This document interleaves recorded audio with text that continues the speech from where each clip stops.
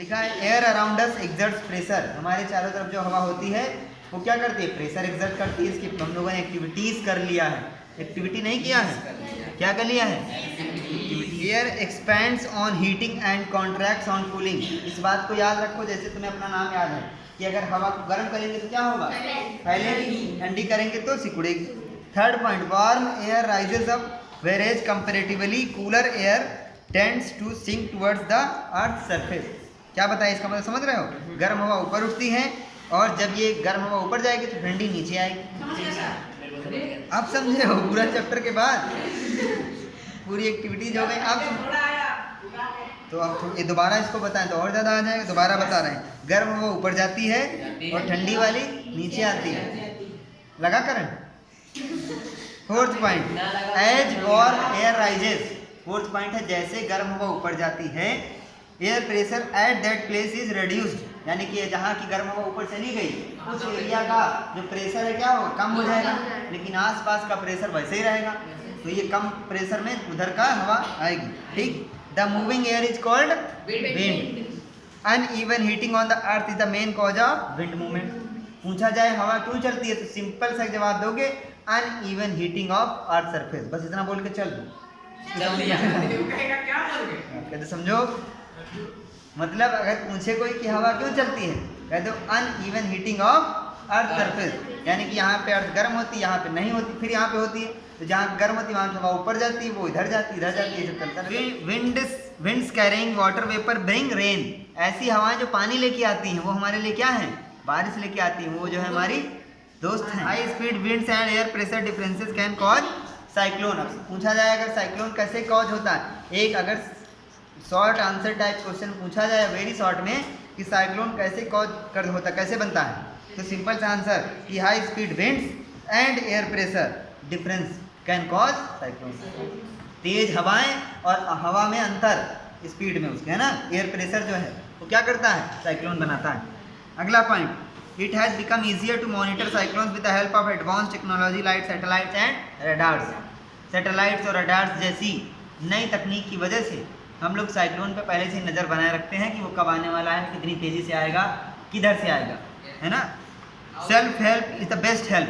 सबसे पहले अपनी मदद करें। अगर आप कोई भी ऐसी आफत आती है तो फिर सबसे पहले किसकी मदद करो। अगर कोई भी ऐसा साइक्लोन आ रहा है तो सबसे बढ़िया तरीका, सबसे बेहतर यही है कि कुछ ऐसा प्लान कर लो एडवांस में ही कि अपने आप को तैयार रखो, अपना कुछ ज़रूरी सामान जो भी है वो ले। आगे है the following flow chart will, जो भी हम लोगों ने फ्लो चार्ट पहले ही पढ़ लिया उसके बारे में वो अब बता रहे हैं। ठीक है, तो फ्लो चार्ट को पढ़ लिया है।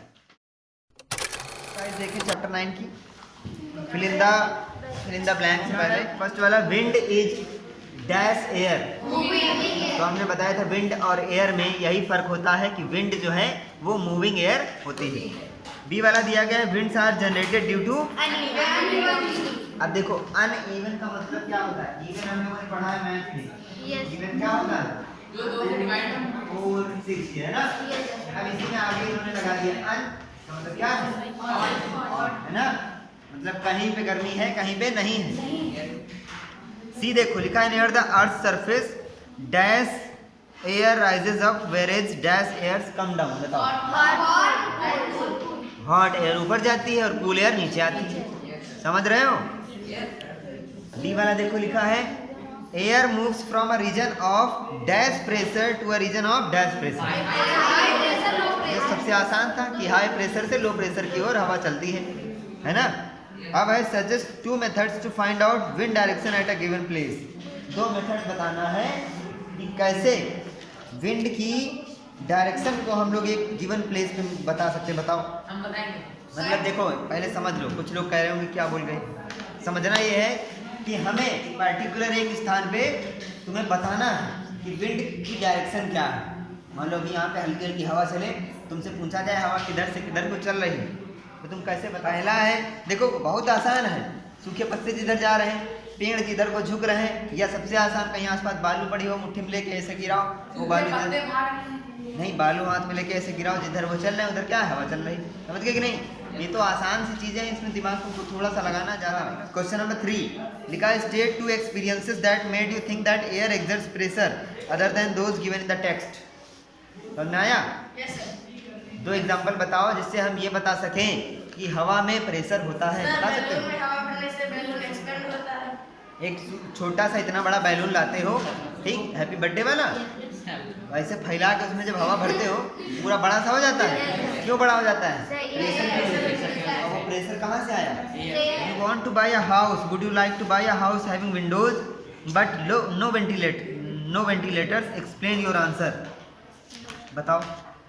No ventilation provides a path for warm air go out the. नहीं, आंसर इसका लिखा है नो, नहीं खरीदेंगे घर। क्यों लिखा है? I would not like to buy a house having windows but no ventilators because the room will not able to cool down at properly.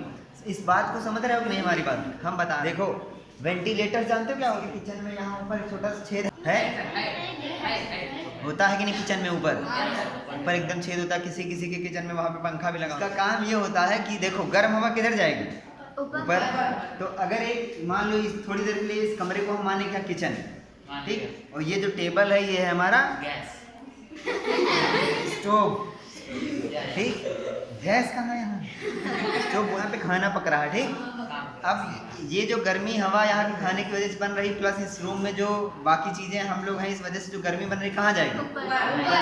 और हम अगर इस कमरे की खिड़कियाँ हैं, सिर्फ खिड़कियाँ होंगी ज़्यादा इतनी ऊंचाई पे, खिड़कियाँ क्यों होती हैं? ताकि हम उनसे बाहर देख सकें। तो वो हमसे ज़्यादा ऊंचाई पे हैं तो बेकार है। और बाहर वाले भी अंदर देख, हाँ, बाहर वाले भी अंदर देख सके, अगर हम बंद कर दे तो ना देख सके, इसलिए होती खिड़कियाँ। खिड़कियाँ हमने खोल दिया है, फिर भी उस कमरे में हमको गर्मी लग रही, जानते हो काहे के लिए? क्योंकि वो गर्म हवा ऊपर गई, हवा छत के टकराई है और बाहर नहीं निकल पा रही। हमने क्या किया, थोड़ा सा दिमाग लगाया, इसमें यहाँ ऊपर एक छेद कर दिया बाहर की तरफ, वो एक पंखा लगा दिया जो यहाँ की हवा बाहर फेंक रहा, ठीक। वो गर्म हवा को लगातार बाहर फेंकता जा रहा, तो अंदर कौन सी हवा बची? समझ गए कि नहीं? अच्छा, एक चीज़ और, कुछ लोग अभी भी, अगर जो लोग थोड़ा सा इस बात में दिमाग लगाए होंगे, उनके दिमाग में ये आया होगा कि वो लगातार गर्म हवा निकाल रहा है तो अंदर ठंडी कैसे लगने लगी? नहीं, वो खिड़कियों से आ रही होगी। खिड़कियों से आ रही, प्लस जब सारी गर्म हवा निकल गई तो बची क्या? ठंडी। इसी सिद्धांत पर हमारा जो रेफ्रिजरेटर है, इसको तुम लोग घर में फ्रिज बोलते हो, वो इसी सिद्धांत पर काम करता है। उस फ्रिज के अंदर ठंडी बनती नहीं है, वो बस उसके अंदर की गर्मी को निकाल के बाहर फेंकता रहता है, बस। तभी सर फ्रिज वाला कमरा गर्म लगता है। हाँ, बहुत ज़्यादा, इसीलिए। समझ रहे हो कि नहीं? ऐसा नहीं कि उसके अंदर, अब जो एडवांस टेक्नोलॉजी आ रही है उसमें तो कुछ बदल गया है, लेकिन जो पहले सबसे पहले फ्रिज बना था उसमें यही होता था कि बस उसके अंदर की गर्मी निकालो, बाहर फेंको, और वो इतनी तेज़ी से गर्मी निकालते रहते, उसके अंदर ठंडी हवा तो बचेगी फिर। तो जब खोलते हो तुम फ्रिज, मम्मी चिल्लाने लगती हैं, खोल दिया फालतू में, तुमने खोल दिया तो उसके अंदर कौन सी हवा चलेगी? गर्म हवा। तुमने बंद, अब उसको और काम करना पड़ेगा। समझ रहे हो कि नहीं? ये है question number 5। Explain why holes are made in hanging banners and hood. हाँ, बहुत बढ़िया। जो बड़े बड़े बैनर्स लगे हो तो उसमें जो है बीच बीच में होल क्यों बनाए जाते हैं? ये निकल सके, वरना अगर वो बैनर चाहे इतना मजबूती से लगा दो, अगर हवा आई, हवा के प्रेशर की वजह से गया, लेकिन जैसे बीच सड़क पे ऐसे लगाते ना, मतलब सड़क पे लगा, बीच में नीचे से ट्रक जाए तो उसमें कर देते। How will you help your neighbours in case cyclone approaches your village town? Answer लिखा है अगर साइक्लोन आपके आसपास में आता है तो पहला लिखा है by helping them shift to a safer place. उनकी मदद करेंगे ताकि वो एक सुरक्षित स्थान पर पहुंच पाए। By helping them to shift their animals, उनके जानवरों को, उनके ज़रूरी सामानों को, उनकी गाड़ियों को साफ जगह पे, सही सुरक्षित स्थान पे पहुंचा। तो पड़ोसियों की मदद कर रहे थे हम लोग, साइक्लोन आया था। और ये तीसरा पॉइंट ये है, चला गया। तीसरा पॉइंट ये है कि मेंटेन फूड। देखो तुम लोग क्लास 7 में आ गए हो, मतलब भर के समझदार हो गए हो। अभी अगर तुम्हारी पढ़ाई छुड़वा दी जाए तो तुम लोग इतने सक्षम हो गए हो कि अपना जीवन यापन खुद बहुत अच्छे से कर सकते हो, है ना? हम तो सर फावड़ा चलाने के लिए ready. Point number 4, by stocking up on first aid supplies ahead of time. देखो, अच्छा तुम लोग के घर में फर्स्ट एड बॉक्स है? कितने लोग के घर में? Yes sir. उसमें पट्टी सब, कोई खरोंच लग गई, छोटी मोटी चोट आ गई जो प्राथमिक उपचार से ठीक करी जा सके, उसके एक डब्बा होता है पूरा, उसमें सारी दवाएं, कुछ दवाएं होती हैं, वो बना के रखो अगर साइक्लोन। नंबर 7 देखो लिखा है what planning is required in advance to deal with the situation created by a cyclone. अगर कोई साइक्लोन की न्यूज तुमको मेटीओरोलॉजिकल डिपार्टमेंट ने दे दी है कि 12 घंटे में तुम्हारे क्षेत्र में साइक्लोन आएगा, तो एडवांस में क्या प्लानिंग करोगे तुम, क्या करनी चाहिए? पहले फूड तैयार करेंगे। सबसे पहले तुम खाने बनाने लगे। पहला लिखा we should not ignore the warning issued by the meteorological department through TV, radio or newspaper. Second number, we should make necessary arrangement to shift the essential household goods. Domestic, कुछ लोग अभी गुड्स को वो अच्छा वाला goods समझ रहे होंगे। वो गुड्स माने सामान होता है, पता है कि नहीं? कुछ जो DCM होते हैं, जो बड़े गाड़ियाँ होती हैं जिनमें सामान लाए, उसके पीछे लिखा रहता है गुड्स कैरियर। उसका ये मतलब नहीं होता कि अच्छा भविष्य, उसका मतलब होता है गुड्स माने सामान, कैरियर माने ले जाने वाला, सामान ले जाने वाला, पता है कि नहीं है? और जो तुम्हारी साइकिल के पीछे जैसे इसको ऐसे उठाते हो उसको क्या बोलते हो? कैरियर होता है, कैरियर नहीं होता है, कांटा भी नहीं होता है। कहाँ उसमें कांटा है?